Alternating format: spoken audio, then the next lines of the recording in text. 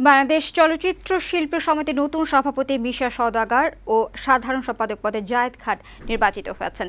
তারা পেয়েছেন যথাক্রমে 259 ও 279 ভোট। সকালে চলচ্চিত্র শিল্পী সমিতির নির্বাচনী ফলাফল ঘোষণা করেন নির্বাচন কমিশনার মুনতাজুর রহমান আকবর।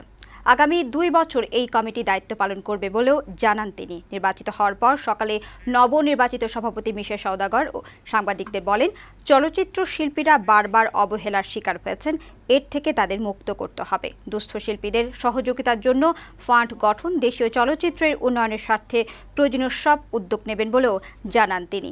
আর সাধারণ সম্পাদক জায়েদ খান বললেন, চলচ্চিত্র শিল্পীরা যাতে সম্মানের সঙ্গে মাথা উঁচু করে বাঁচতে পারে সেই ব্যবস্থা করবে নবনির্বাচিত কমিটি।